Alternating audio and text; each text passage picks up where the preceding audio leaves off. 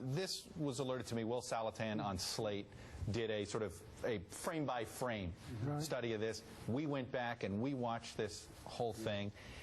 And the reactions that Breitbart said were there are not there. So this part of his, I mean, I understood that was his claim. This part of it falls apart. Well, it's another lie, but it's a lie after the fact, because that wasn't the original motive. If you go back and look at the original piece, that accused Shirley Sherrod of being a power-abusing Obama official. This was all about targeting the Obama administration for reverse racism and basically for screwing white people. Here we have the evidence. And when that fell apart, he tried to come up with a different justification. Listen, I've known Andrew a long time, and for a lot of those years I've gotten along with him, I've liked him, we've had a fun time together. But he lives out in Hollywood, and when a project goes bad, what do? You call for rewrite. And that's what he's doing here, but it's a false rewrite. Pat, as I understood what Breitbart's motivation has been sort of over the last couple of years, it's this idea that, you know, he's one of these conservatives that believes that the rest of the mainstream media has a liberal agenda, and by golly, he's going to create his own journalistic enterprise. Does this undermine his attempts at becoming even a credible conservative activist journalist? Well, I mean, in Breitbart's defense, if you will, he says the audience reacted in the fashion that he said they seemed to be cheering or approving of what was done. The NAACP saw that exact same tape, and they said not only was the lady's conduct shameful, etc., we know that was a limited slice, it was shameful, intolerable, and racist. They said, we got to take a look at that organization, that NAACP unit down there. So they made the same assumption, frankly, that I did. I couldn't hear it clearly when I first heard on Morning Joe. It sounded like there was, you know, sort of ho, ho, ho, and he really took it to that guy. And that's what Breitbart's saying. That's what the NAACP But it's not there. But it's not there. And Breitbart had the tape. Hold it. Just hold a second. But the point is, the NAACP looked at it, and they seemed to conclude it was there as well. And they certainly didn't cover it.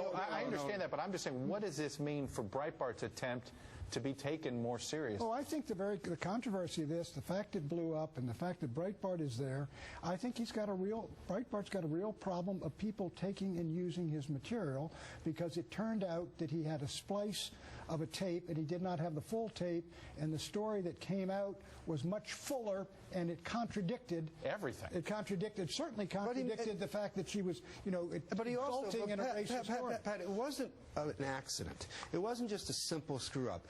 They characterized this tape in the worst possible ways for the most partisan ideological motives. Right, there was no journalistic... No, there was no vetting. This wasn't a journalistic enterprise. It was a right-wing smear that was meant to do damage to the Obama administration. But Pat, you just talked about the NAACP mistake, and there's no doubt. Let me just respond here. Go ahead. It wasn't a right-wing smear meant to do damage? How in heaven's name could the Department of Agriculture, the NAACP, and the White House look briefly at this thing and say, get rid of her? This is a disaster. They came to the same stupid conclusion. They overreacted to the way the story was being covered. But that doesn't excuse what Breitbart did. He was very happy at first. But this is where it goes to this question that you and I just talked about off camera, and I want you both to answer.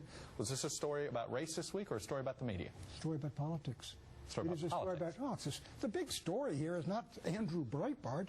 The President of the United States and the Department of Agriculture, or the White House, I should say, threw Rosa Parks under the bus based on an element of a tape that was contradicted by the whole tape without looking at it themselves. This was their employee. This was one of their people, and they threw him under there out of fear and panic that maybe Fox News is going to run the tape.